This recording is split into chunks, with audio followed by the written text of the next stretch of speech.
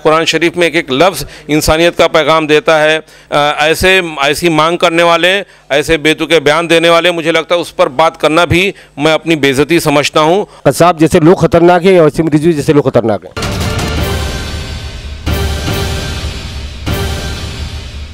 आमना सामना मीडिया में आप सभी दर्शकों का स्वागत है। इस वक्त हम मौजूद हैं अंधेरी में, जहां पर हमारी मुलाकात हुई वसीम राहत अली खान साहब से। वसीम राहत अली खान साहब मुंबई मरडी बीजेपी सेल के अध्यक्ष हैं और साथ ही साथ बहुत सारी तंजीमों से जुड़े हुए हैं। वसीम राहत अली खान साहब जो है चेयरमैन वक्फ डेवलपमेंट कमेटी के भी मेंबर हैं और वहीं ये मौलाना आज़ाद नेशनल एकेडमी फॉर स्किल्स के भी जो है जिम्मेदार है, जो कि सरकारी कमेटी है, उसके मेंबर है।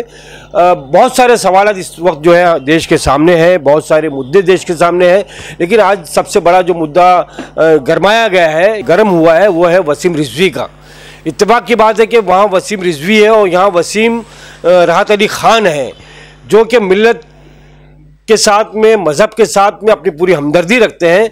वहीं वसीम रिजवी मलून जो है वो इस्लाम को बदनाम कर रहा है, मुसलमानों को बदनाम कर रहा है। इन्हीं सवालात को लेकर हम वसीम राहत अली खान साहब के साथ में हैं। वसीम राहत अली खान साहब, आमना सामना मीडिया में आपका स्वागत। बहुत बहुत शुक्रिया।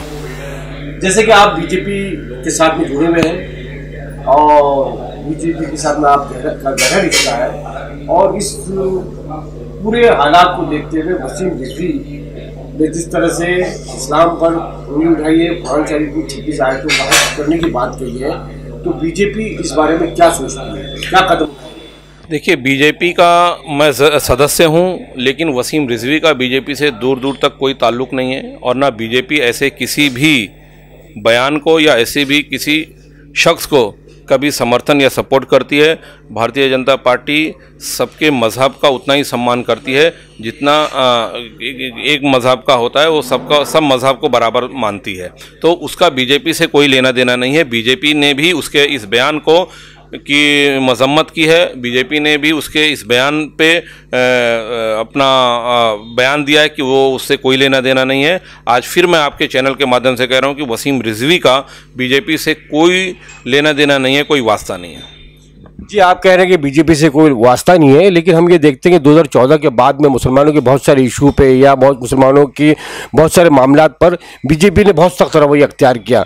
तो ये एक आम जनता की राय बनी पूरे हिंदुस्तान में, ख़ासतौर से मुसलमानों की, कि आरएसएस का जब तक इसके पीछे पुष्पनाई नहीं होगी तो वसीम रिजवी जैसे लोग जो है इस तरह की हरकत नहीं कर सकते। कहीं ना कहीं ये लोगों के दिल में शक व शुबा है या इस तरह की राय बन रही है। इस पर आप क्या कहना चाहिए? देखिए, एक लोगों का परसेप्शन हो सकता है, लेकिन इसमें सत्यता या सच्चाई कुछ भी नहीं है।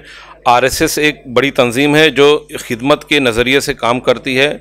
जहाँ पे भी ज़रूरत होती है वो काम करते हैं, उनका अपना एक वो है।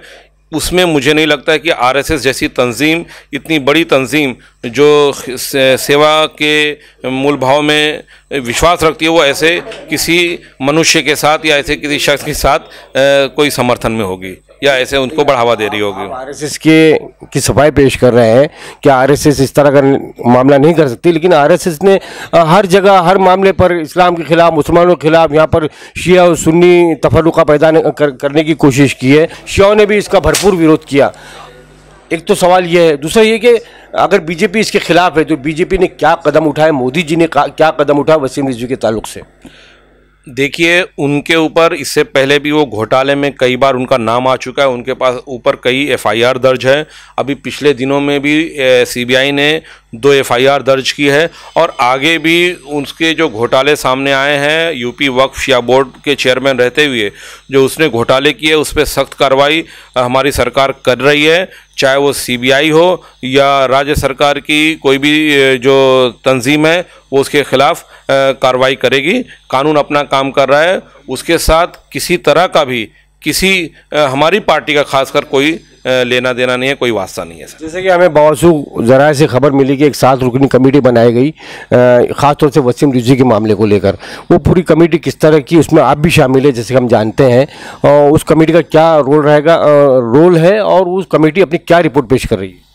देखिए, उसकी लगातार कई सालों से शिकायतें आ रही थी, इसलिए माननीय प्रधानमंत्री जी ने केंद्रीय अल्पसंख्यक मंत्रालय द्वारा 7 लोगों की एक कमेटी गठित की, जो कमेटी ने यूपी वक्फ शिया बोर्ड में जाकर अलग अलग जगहों पे दौरा किया और वहाँ पे लोगों से मुलाकात की और वहाँ पे हकीकत जानने की कोशिश की कि वसीम रिजवी ने जो घोटाला किया उसमें कितनी सच्चाई है, तो उसमें बहुत ही नियम में गड़बड़ी पाई गई, बहुत ज़्यादा जगहों में हेरफेर पाई गई। उसी की रिपोर्ट हम लोगों ने अभी पिछले हफ्ते माननीय अल्पसंख्यक मंत्री मुख्तार अब्बास नकवी साहब को दी है।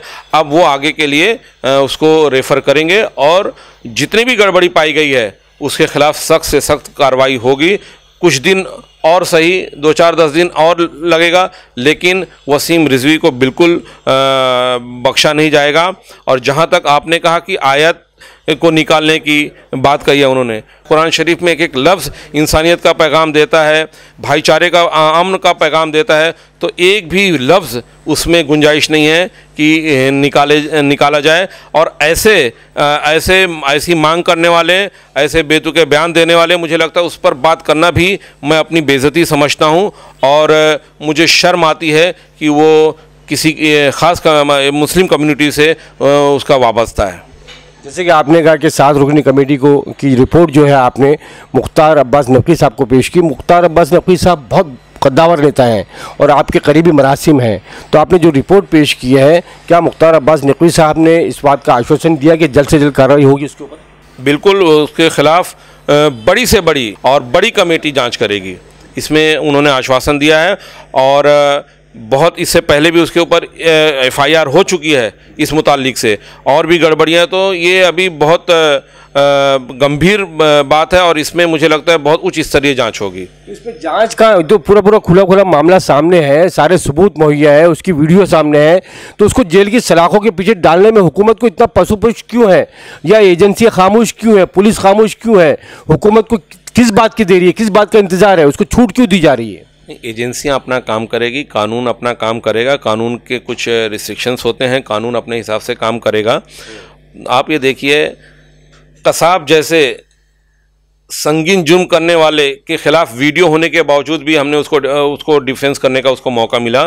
तो ऐसा नहीं है कि एजेंसी जो है वो इंक्वायरी करके उसके ऊपर FIR दर्ज करेगी और उसको जेल भेजेगी, उसमें थोड़ा समय लगेगा। कानून अपने कसाब का जिक्र किया है, इस समाज में, इस दुनिया में कसाब जैसे लोग खतरनाक हैं या वसीम रिजवी जैसे लोग खतरनाक हैं?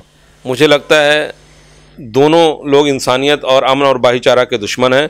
दोनों की भी यहाँ आलमे इंसानियत में कोई जगह नहीं है, दोनों ही खतरनाक है।